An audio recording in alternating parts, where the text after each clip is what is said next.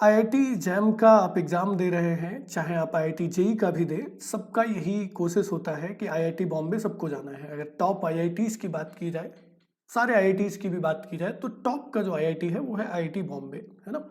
और सबसे कम जो है क्लोजिंग रैंक बोलना चाहिए या फिर सबसे ज़्यादा मार्क्स आपको चाहिए होते हैं आईआईटी बॉम्बे में जाने के लिए।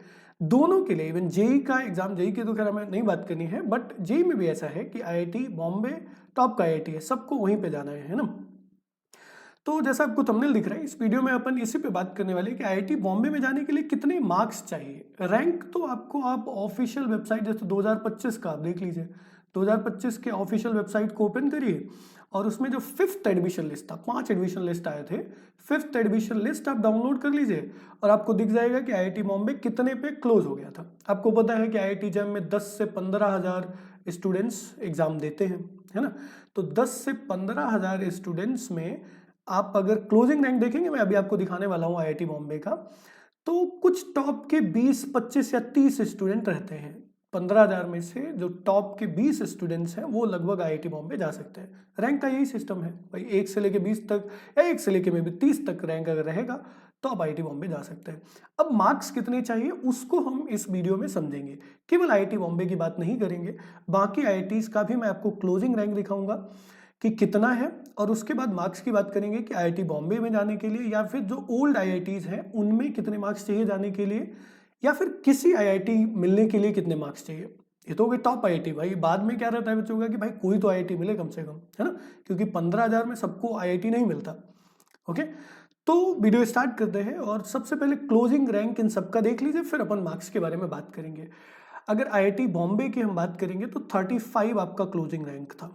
2025 की बात हो रही है, थोड़ा ऊपर नीचे ये डेटा होता रहता है, जो भी बात करेंगे सब 2025 की, ठीक है? रिसेंट 2025 का एग्जाम हुआ है इसलिए, है ना? हो सकता है 2026 में ये 40 तक चला जाए, हो सकता है कि 25 पे ही रह जाए, क्योंकि इससे कम नंबर वाले, जो कम रैंक वाले जो स्टूडेंट हैं, हो सकता है वो सबके सब आईआईटी बॉम्बे ही फिल किए हों अपना प्रेफरेंस में, तो सब जब जाएंगे तो 35 हो सकता है सीट ना हो वहाँ पे, राइट? तो ये नंबर थोड़ा ऊपर नीचे हो सकता है, मतलब आप मान सकते हो कि 25 से 30 रैंक अगर आपका है तो आपको आईआईटी बॉम्बे मिल सकता है, ठीक है? फिर आईआईटी मद्रास की अगर बात की जाए तो आईआईटी मद्रास के लिए 208 तक रैंक है। ये ओल्ड आईआईटीज है, ठीक है? आईआईटी मद्रास का क्लोजिंग रैंक जो था 2025 में 208 रहा था। आईआईटी कानपुर का 264 रहा है। आईआईटी, तो ओल्ड आईआईटीज है उन्हीं को मैं एक के बाद एक आपको दिखा रहा हूँ। आईआईटी दिल्ली की बात की जाए तो 168 क्लोजिंग रैंक था। आईआईटी खड़गपुर में केवल एमएससी का प्रोग्राम मुझे दिखा ही नहीं 5वीं लिस्ट में। ज्वाइंट एमएससी पीएचडी का जो क्लोजिंग रैंक था वो 259 था। शायद आप लोग जानते होंगे, नहीं जानते हैं तो कमेंट करके बताइएगा। तो इन पे हम बात कर लेंगे कि ज्वाइंट एमएससी पीएचडी क्या होता है, एमएससी पीएचडी डुअल डिग्री क्या होता है ना? ये इन पे हम बात कर लेंगे, ठीक है? और उसके बाद में फिर आईआईटी खड़गपुर के बाद में आईआईटी गुवाहाटी की बात की जाए तो 139 क्लोजिंग रैंक था, और उसमें भी एमएनसी कोर्स मुझे दिख रहा था, मैथमेटिक्स एंड कंप्यूटिंग। केवल जो मैथमेटिक्स रहता है वो नहीं था, मैथमेटिक्स एंड कंप्यूटिंग था। कुछ आईआईटी जैसे हैं जो दोनों कोर्स, जैसे आप आईआईटी हैदराबाद में चले जाइए, आईआईटी एच में, तो वो एमएससी केबल भी रहता है उनके पास, है ना? एमएससी जो प्योर एमएससी रहता है, और मैथमेटिक्स एंड कंप्यूटिंग भी है, MSc in mathematics and computing भी है, जो कि मैंने किया था आईआईटी हैदराबाद से, तो वो दोनों उनके पास है। आईआईटी गुवाहाटी में मुझे केवल मैथमेटिक्स एंड कंप्यूटिंग दिख रहा था। आईआईटी रुड़की जो है 244 उसका क्लोजिंग रैंक है। आप समझिए कि इन आईआईटीज में से, ये सब आपके ओल्ड आईआईटीज हैं, ठीक है? इन आईआईटीज में से अगर किसी भी आईआईटी में आपको जाना है तो आप समझिए कि 250 से कम आपका रैंक रहना चाहिए। आपका जो भी रैंक आएगा वो 250 से कम होना चाहिए, ठीक है कि नहीं, है ना? 250 से कम अगर आपका रैंक है तो आप इन आईआईटीज में जा सकते हो। बॉम्बे की अगर केवल बात की जाएगी तो मैं आपको बोलूंगा कि 30 से कम आप रैंक रखिए। आपका रैंक जो है आईआईटी बॉम्बे के लिए 30 से कम रैंक होना चाहिए। ओल्ड आईआईटीज में आप चाहते हैं कि किसी आईआईटी में मिल जाए तो आपका रैंक, जैसे मैंने आपको बताया कि लेस देन 250 होना चाहिए।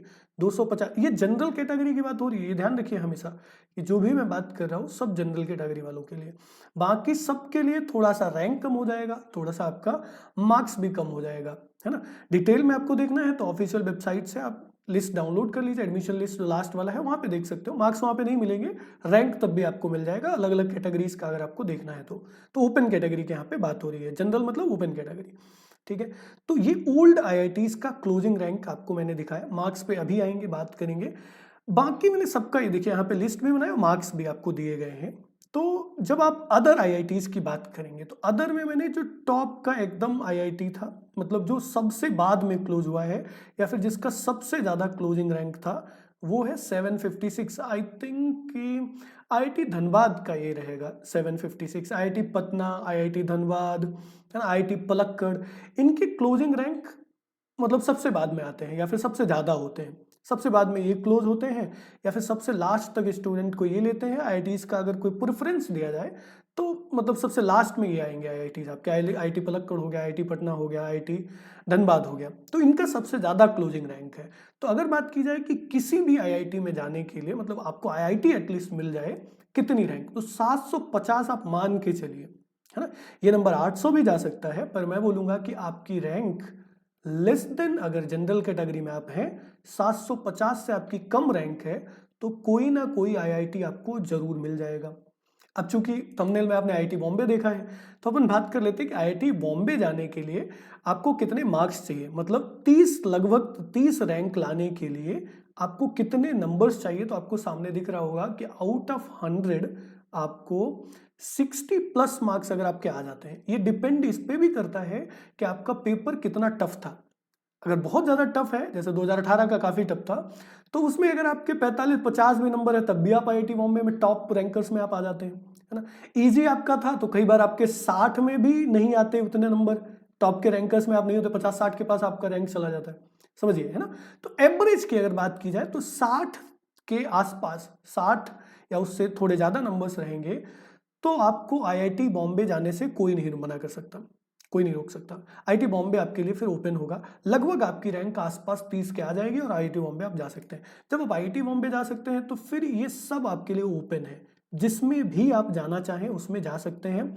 आपको एमएससी पीएचडी में, ज्वाइंट एमएससी पीएचडी में एडमिशन लेना है, मैथमेटिक्स एंड कंप्यूटिंग में जाना है, अप्लाइड जहाँ पे है वहाँ अच्छा जाना है कि नहीं जाना है, तो वो सब आप डिसाइड करके चूज कर सकते हैं कि आपको कहाँ जाना है। तो कोशिश ये करनी चाहिए सबको ही कि कम से कम 55 से तो ज़्यादा नंबर आए। अगर आप आईआईटी बॉम्बे को ही टारगेट कर रहे हैं तो आपको 60 से ऊपर लाने हैं।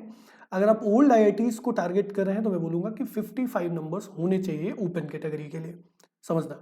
बाकी के हैं 5 नंबर कम कर दीजिए, ओबीसी के लिए, ईडब्ल्यूएस के लिए 5 कम कर लीजिए, ईसी के लिए, ईसी में बोल रहा हूँ, एससी के लिए अपना 10 नंबर कम कर दीजिए आप, है ना। सेम चीज़ वही है, सब कुछ वही है, बस 10 नंबर कम कर लीजिए उसमें, समझ आ रहा है।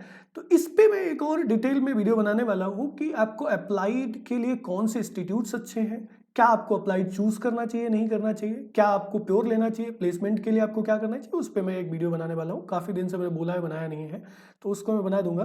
फिर एक नीचे एक चीज़ और आप देख रहे होंगे 45 प्लस, ये मैंने क्यों लिखा है, ये मैंने बाकी आईआईटीज़ के लिए लिखा है। मतलब आप चाहते हो कि कोई ना कोई अगर आपको आईआईटी मिल जाए तो आपके मार्क्स 45 प्लस ओपन कैटेगरी में होने चाहिए। 45 के आसपास अगर नंबर है, 40, 42, 45 नंबर अगर आपके हैं जनरल कैटेगरी में आउट ऑफ 100, तो आपको कोई ना कोई आईआईटी तो मिल ही जाता है। मतलब ऐसा सिनेरियो ना हो कि बहुत ही ज़्यादा इजी एग्जाम हो जाए तो 45 नंबर पे भी पता चले आपको 1000 रैंक मिल रहा है, तो वो ऐसा ना हो। एक एवरेज मैं आपको बता रहा हूँ, पता चले आप बाद में मेरे को ही फिर बोलते हो सर आपने तो बोला था ऐसा होगा, तो वो है, वो चीज़ ध्यान में रखनी है। अदरवाइज 45 के आसपास अगर नंबर आपके रहते हैं तो कोई ना कोई आपको आईआईटी मिल जाता है। तो पूरा जो वीडियो में आपने स्टार्टिंग में देखा कि हम किस पे बात करने वाले हैं कि आईआईटी बॉम्बे जाने के लिए कितने नंबर चाहिए, तो मुझे लगता है आपको ये क्लियर होगा कि आईआईटी बॉम्बे जाने के लिए ओपन कैटेगरी में 60 से ज़्यादा नंबर चाहिए। 60 से ज़्यादा नंबर आ जाएंगे तो सारे आईआईटीज़ जो ओल्ड हैं या कोई भी आईआईटी है सब आपके लिए ओपन है। 55 के आसपास नंबर अगर आपके रहते हैं तो ओल्ड आईआईटीज़ में आप जा सकते हैं। आईआईटी बॉम्बे जाना थोड़ा सा मुश्किल होगा, बाकी के सारे आईआईटी आपको ओल्ड आईआईटीज़ में से मिल सकते हैं। 45 के आसपास या 45 से ज़्यादा अगर नंबर आपके रहते हैं तो कोई ना कोई आईआईटी फॉर श्योर आपको मिल जाएगा। रैंक आपको बाकी आईआईटीज़ में, मतलब ये आप चाहते हैं कि कोई ना कोई तो आईआईटी मिल ही जाए, तो आपका अगर 800 से 750 से कम रैंक है जो लिखा है मैंने, तो आपको कोई ना कोई आईआईटी मिल जाता है। This is all about this video. बाकी कुछ चीज़ और मैं आपको बता देता हूँ, जो लोग आईआईटी जैम के लिए प्रिपरेशन कर रहे हैं तो उनके लिए बिल्कुल फ्री तरीके से आपको ₹1 में टेस्ट सीरीज प्रोवाइड करा रहे हैं। जीके ए लाइव आप रेफरल कोड यूज़ करेंगे तो इसमें आप इनरोल कर पाएंगे, जिसमें आपको 7 यूनिट वाइज टेस्ट, हर टॉपिक के 7 टेस्ट होंगे, सीक्वेंस एंड सीरीज का एक 60 क्वेश्चन का पूरा mock test sequence and series का, ऐसे ही बाकी यूनिट्स के सारे ऑलरेडी अपलोडेड हैं। ये 5 आपको टोटल जो है कंप्लीट जो आपके सिलेबस के मॉक टेस्ट है वो आपको मिलेंगे 60 क्वेश्चन, जिसमें सारे टॉपिक्स के होंगे। तो 7 और 2 9 टेस्ट ऑलरेडी अपलोडेड है यहाँ पे, 2 फुल लेंथ के और 7 यूनिट वाइज टेस्ट मैंने अपलोड किए हैं।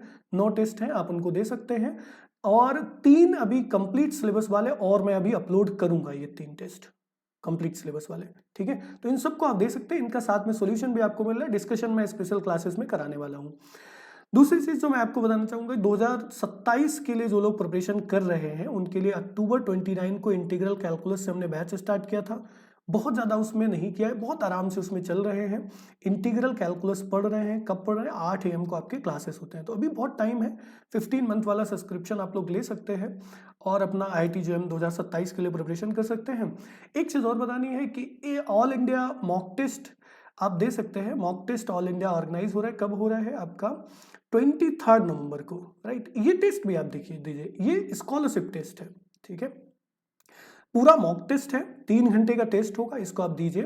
एक तो आपका क्वेश्चन प्रैक्टिस होगा, मॉक टेस्ट हो जाएगा, दूसरा स्कॉलरशिप है, तो आपको अच्छा स्कॉलरशिप भी मिलेगा। अगर आप 1 रैंक रहता है तो 100% तक आपको स्कॉलरशिप मिल सकता है, तो ये आप जरूर दीजिएगा। This is all about the video, will stop here for the day. And बाकी कोई भी अगर ऐसा टॉपिक है जिस पे आप चाहते हैं कि बात करनी चाहिए, जैसे मैंने बोला कि अप्लाइड और प्योर पे हम लोग बात करेंगे, और भी कोई ऐसा अगर टॉपिक है तो बिल्कुल कमेंट करके आप बताइएगा। Thank you everyone, take care and bye bye.